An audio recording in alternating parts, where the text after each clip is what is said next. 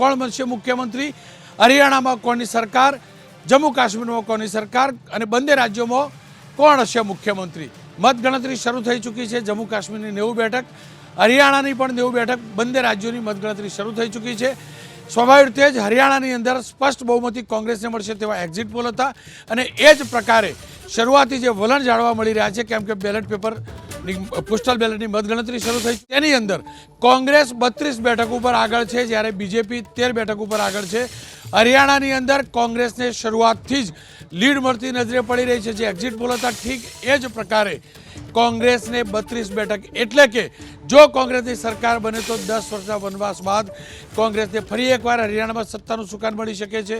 અને જો કોંગ્રેસ હારે અને બીજેપીની સરકાર બને તો બીજેપીની હેડ્રિક થઈ શકે છે. આપ જોઈ શકો છો 32 બેઠકના કોંગ્રેસ અને 13 બેઠક ઉપર બીજેપી આગળ છે.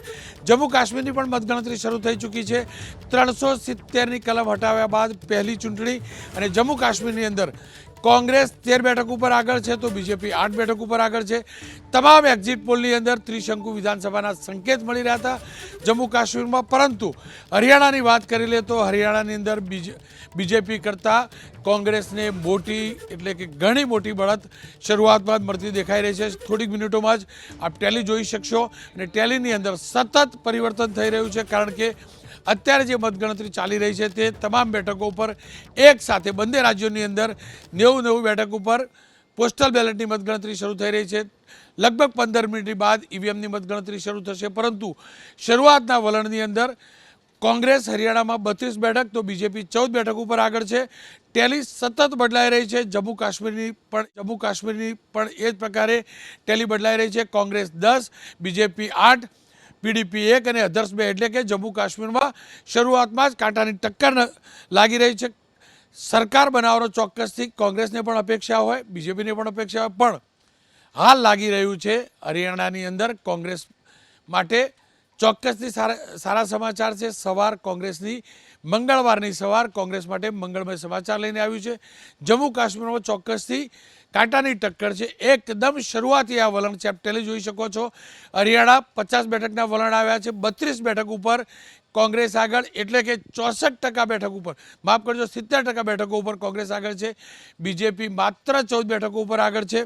આ સંજોગોની અંદર વનવાસ પૂરો થવાની શક્યતા, હરિયાણામાં વનવાસ પૂરો, હું એવું માનું છું કે જે રીતે આ વલણ દેખાય છે શરૂઆતમાં, એ હજી શરૂઆતના વલણ છે. પણ ચોક્કસ એક વસ્તુ કહું છું કે જે રીતે હરિયાણાની અંદર હરિયાણાની પ્રજા જે રીતે વાત કરતી હતી દરેક જગ્યાએ, અને રાહુલજીને જે રીતે પ્રતિસાદ મળી રહ્યો હતો, એના ઉપરથી ચોખ્ખું દેખાય છે કે આ વખતે વનવાસ પૂરો કરતાં પ્રજાની સરકાર બનવા જઈ રહી છે એવું ચોક્કસ લાગે છે.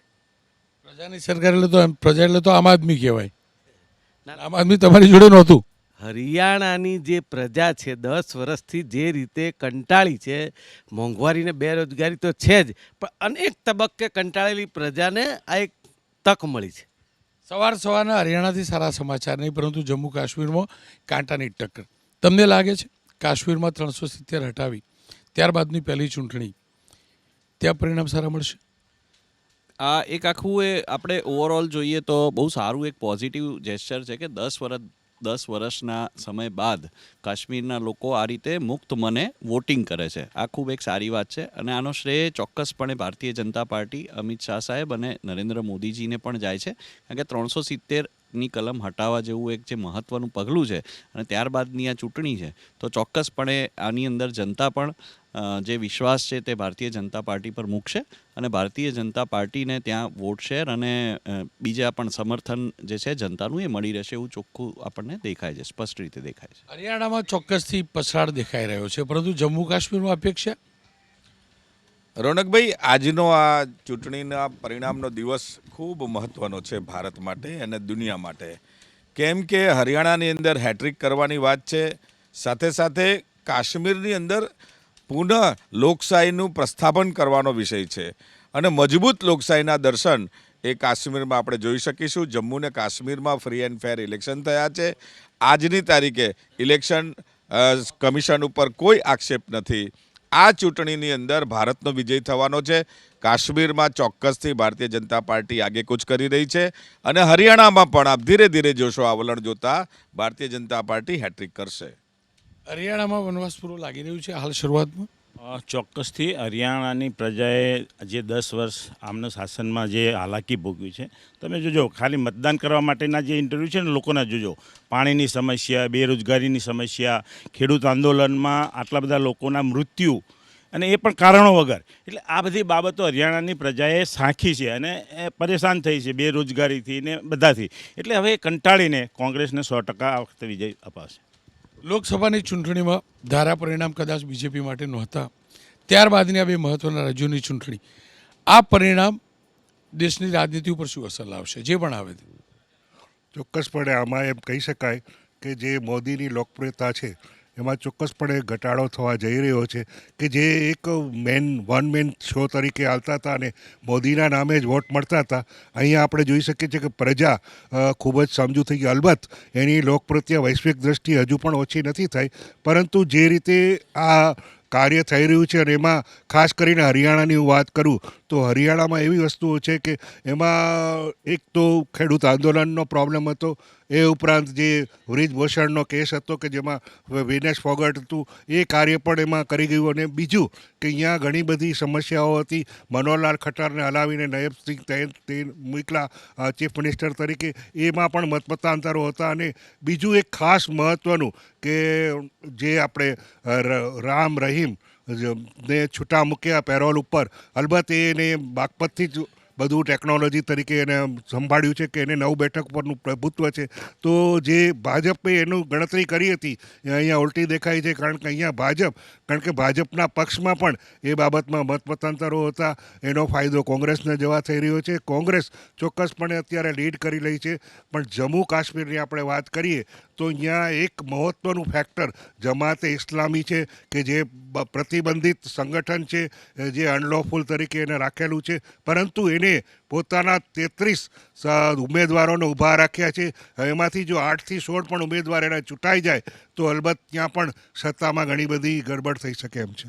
ટેલી સતત બદલાઈ રહી છે. બીજેપીનું પ્રદર્શન હરિયાણામાં હવે સુધરતું દેખાય છે, કારણ કે જાજો હવે ડિફરન્સ નથી. કોંગ્રેસ 37 બેઠક, બીજેપી 25 બેઠક. પરંતુ જમ્મુ કાશ્મીરની વાત કરીએ તો કોંગ્રેસ અને બીજેપી વચ્ચે, એટલે કે બંને કોંગ્રેસનું ગઠબંધન અને બીજેપી વચ્ચે કાંટાની ટક્કર છે, કારણ કે કોંગ્રેસ 18 તો બીજેપી 15 બેઠક ઉપર છે. તમને લાગે છે કે જમ્મુ કાશ્મીરની અંદર હંગ એસેમ્બલી બનશે શરૂઆતી વલણથી? એ ચોક્કસપણે એવું દેખાઈ આવે છે કે હંગ એસેમ્બલી જ બનશે. અને મુખ્યત્વે જે છે એમાં જે કાશ્મીર વેલીમાં જે છે એમાં જે છે કે બીજેપી અને જે પીડીપી, જો એમાં એમને બીજેપીને જો ફાયદો થાય તો મને લાગે છે કે બીજેપી જે છે એ ગવર્નન્સમાં આવી શકે. અને જો જમ્મુમાં જે છે, જમ્મુમાં તો જે એક્ઝિટ પોલો આવ્યા છે એ પ્રમાણે બીજેપી આગળ છે. એટલા માટે હું ખાસ કહીશ કે કાશ્મીરનું વલણ જે 47 સીટો ઉપરનું છે એ મુખ્યત્વે ધ્યાન આપવાનું રહેશે. અને એ સીટોમાં જે એનસીએ જે એમને જે મુખ્યત્વે જે એમના એજન્ડા પ્રમાણે એમને કાર્યવાહી કરી છે, નો ડાઉટ મેનિફેસ્ટો પ્રમાણે જોઈએ તો એનસીનો મેનિફેસ્ટો જે છે એ લોકલ ગ્રાસરૂટ લેવલનો જોવા મળ્યો છે. અને બીજેપીએ જે છે એ મુખ્યત્વે ત્યાં આગળ વિકાસની વાતો 370ની કલમ જે એમને હટાયા પછી વિકાસના માર્ગે એમની જે પણ 25 મુદ્દા આપ્યા છે એમાં મુખ્યત્વે કાશ્મીર વેલી માટે ડેવલપમેન્ટ માટેનું બહુ એમને આયોજન કરેલું છે. એટલે જો લોકો રોજગારી વિકાસને ધ્યાનમાં રાખીને જો વોટ આપશે તો મને લાગે છે કે ત્યાં આગળ બીજેપી આવી શકે એવું દેખાય. આપણે ટેલી જોઈએ તો જમ્મુની જે 43 બેઠક છે એમાંથી બીજેપી 13 બેઠક ઉપર આગળ છે, કોંગ્રેસ માત્ર 2 બેઠક ઉપર. એનાથી વિપરીત કાશ્મીરમાં જોવા મળી રહ્યું છે. કાશ્મીરની 47 બેઠકમાંથી કોંગ્રેસ 16 બેઠક, જ્યારે બીજેપી 2 બેઠક. જમ્મુ અને કાશ્મીર એક રાજ્ય, પરંતુ 2 અલગ અલગ મત. શું કારણ? એ મુખ્યત્વે કાશ્મીરમાં જે છે એ આખું જે એમના પુનઃવસન માટેની યોજના અને પંડિતોનો જે વિકાસની વાતો જે છે એ અને એમના માટેના જે પ્રયત્નો જે કરવામાં આવ્યા છે, એટલે જે ગવર્નન્સ પોઈન્ટ ઓફ વ્યૂ 10 વર્ષમાં જે છે એ પીડીપીની જે છે એ એમને governance point of view loose રહેવાને કારણે એની ઇમ્પેક્ટ જોવા મળી છે. પરંતુ મને લાગે છે કે જ્યારે આ પૂરા રુઝાન થશે આખા, ત્યારે એનું મુખ્યત્વે જોવા મળશે. પણ એમાં પણ બીજેપીને ફાયદો થશે એવું દેખાઈ આવે.